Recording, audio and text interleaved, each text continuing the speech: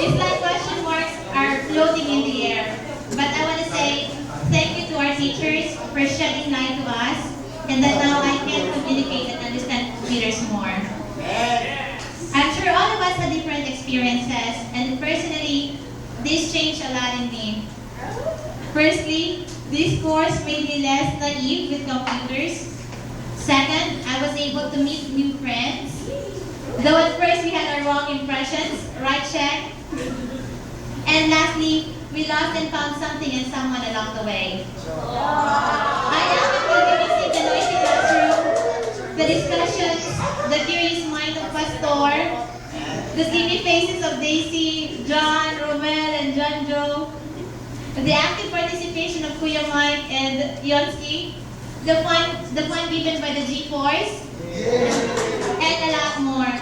So to all of you, thanks for the memories. To Sir Arnel, thank you for the guidance. To Sir Ray, thank you for the patience. To the staff, thank you for the accommodation. To TESDA, thank you for facilitating the scholarship for us. To our supervisor, thank you for understanding. To President Arroyo, thank you for the chance, and most of all, thank you for the Almighty for making this all possible. And in conclusion, I hope and pray that this end will be a beginning of a new chapter in our lives, that we are to make use of the title that we gained and be proud computer technician. So, that's it. Enjoy the rest of the day.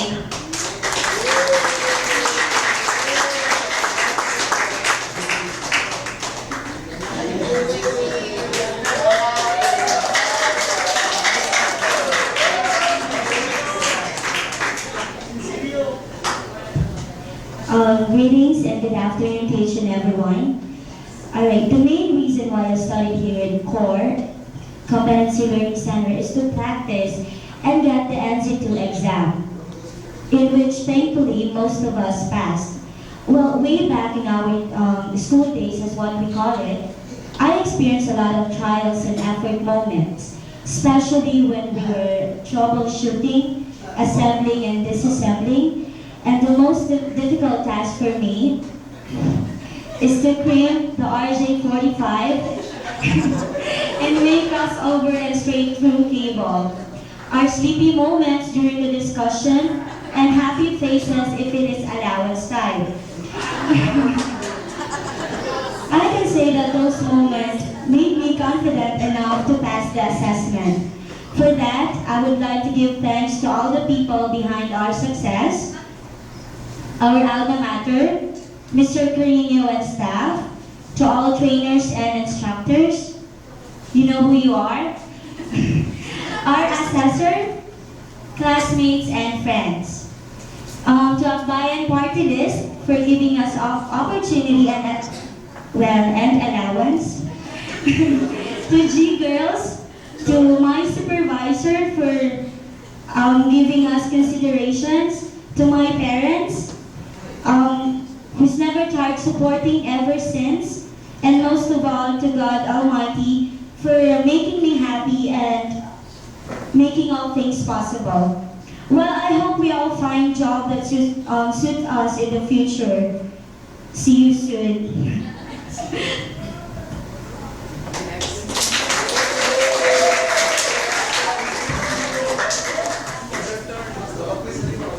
Good afternoon to all of you, and to me also. I'd like my wife to be recognized. Will you please stand up?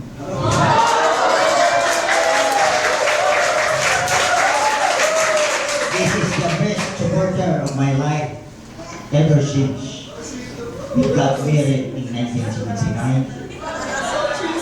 And my eldest son, Pastor Anthony Gaas Jr., will you please stand up, my dear son? And my second son, Pastor Arnold Kim Gaas, will you please stand up? And my third daughter, Miss Anna Faith Gaas, will you please stand up, my daughter? And I had a daughter also, still she is in the University of Immaculate Conception College, taking up education, mastering of music. I was requested by our beloved honorable teacher, the administrator of Core Learning Center, Engineer Rinaldo Carino, to have my own testimony. You know, I am already old enough to study, but I praise God.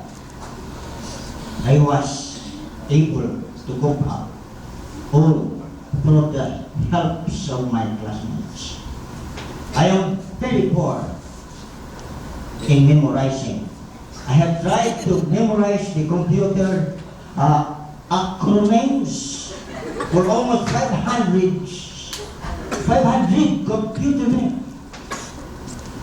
But all of those 500, I am the one who make it to be ako. Sabi ninyo, ang akong mga classmates, mga bata, impatid na ako kung kasugod tungod kay ako sila mga kabataan. Akong mga anak.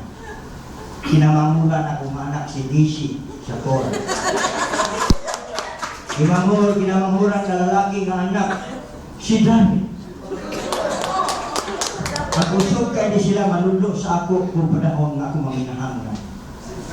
Tapang, apa na may suon, mga hindi ko naman. I have been a pastor for almost 40 years. Pero nalipay ko sa Cor. I took up electrical engineering. Sana na itong nawala sa ako ang utok. Na-refresh sa computer. Pero ang tanan ako na hibalan sa computer, basi di nasab na ako magamit. Tingali kinalap sa ako na church, o kasi di naman kung kanigos tingali. Pero kung mahimong kong teacher, dito na po ko magtulong sa aming eskwelahan, kailangan ng eskwelahan sa aming church.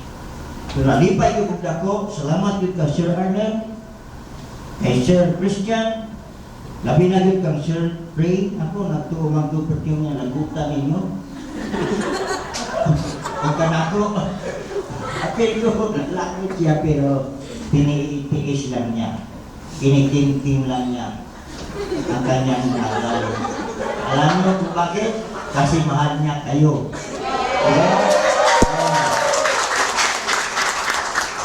Tapos pakainin tayo ng Jollibee.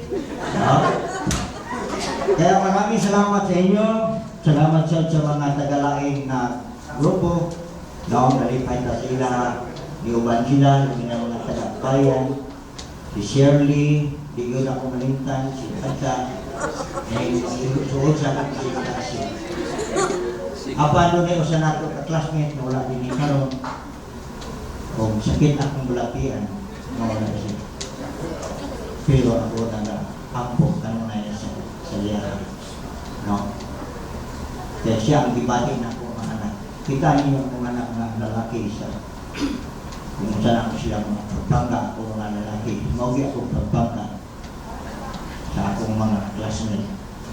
Si John Sanghay, ako anak ko pinasip. Sa kanalita tayo ko kanina dyan yung lalaki.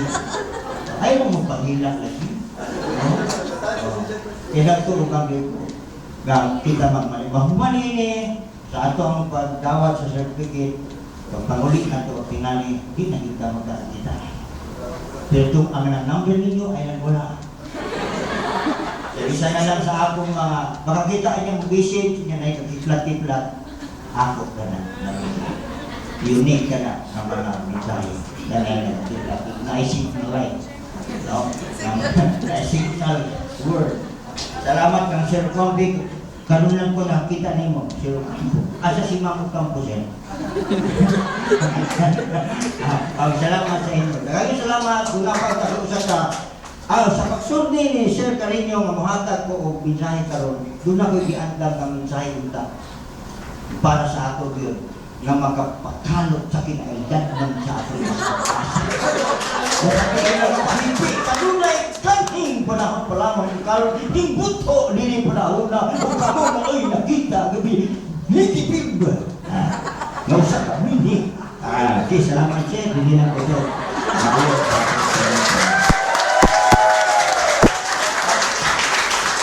Thank you guys.